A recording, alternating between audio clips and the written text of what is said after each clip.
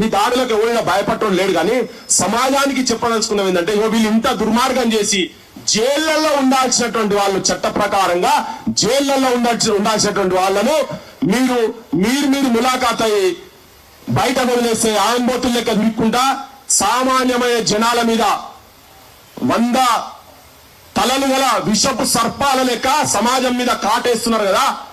ఆ కాటేస్తున్నారు కానీ వీళ్ళు తెలంగాణ సమాజానికి ఉన్నట్టు చెప్పేటందుకు ఈ ప్రెస్ కాన్ఫరెన్స్ పెట్టి ఈ సుపారీ గ్యాంగ్ డీజీపీ గారు చెప్తున్న గతంలో కూడా ఇదే వేదిక మీద విమలక్క మీద కూడా ఇట్లనే కొన్ని మాటలు మాట్లాడితే తీసుకుపోయి పిటిషన్లు పెడితే అరెస్టులు లేలే, వాళ్ళ బొమ్మలతో సహా తీసుకుపోయి పెడితే చేయలే.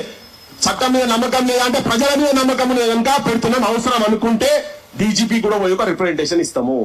కానీ ఇదైతే అందరు చూస్తారు. మొన్న పెట్టింది డీజీపీ ఆఫీస్ లో లైవ్ లో చూసిరట, రౌండ్ టేబుల్ పెట్టిందంతా పోలీసు వాళ్ళే చెప్పి మాకు.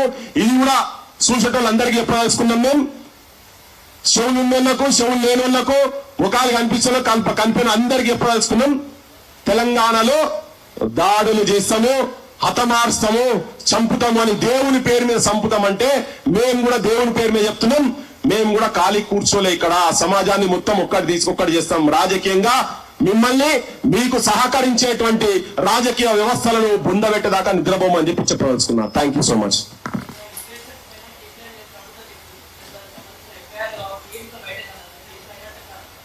ఇప్పటిదాకానైతే ఇన్ఫ్లుయెన్సర్ మీద కేసులు పెట్టలే కదా, బయటికి రాలే.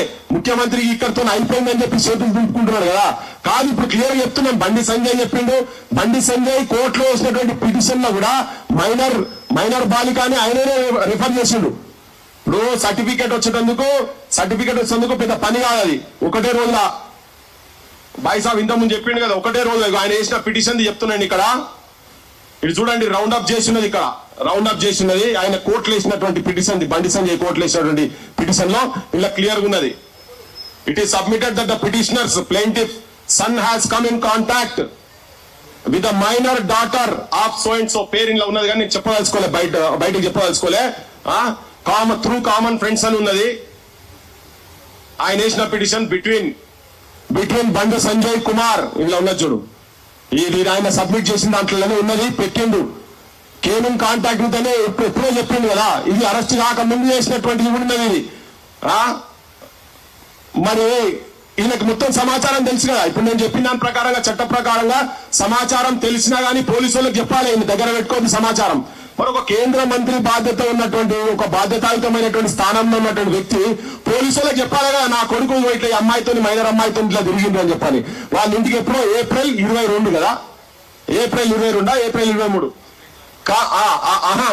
బండి సంజయ్ ఇంటికి ఒక నెల ముందే పోయి కలిసింది కదా, అప్పుడే తెలుసు కదా. మరి ఇది తెలిసినాక మళ్ళా ఉంటా నిర్మల్ పోలీస్ స్టేషన్ లో హనీ ట్రాప్ అని ఇంకో పిల్లగాంతో కంప్లైంట్ ఇప్పించిండ్రు.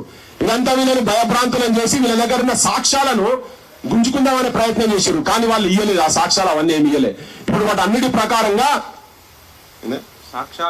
సాక్ష్యాలు ఇలా కొత్త కేసు పెట్టారన్న, మీరు చూస్తే సాక్ష్యాలు ధ్వంసమైనవి అని చెప్పి కొత్త సెక్షన్ పెట్టారు. మళ్ళా ప్రెస్ లో మొత్తము కంప్లీట్ గా ఓవర్వెల్మింగ్ ఎవిడెన్స్ ఇచ్చింది మళ్ళీ వీళ్ళే.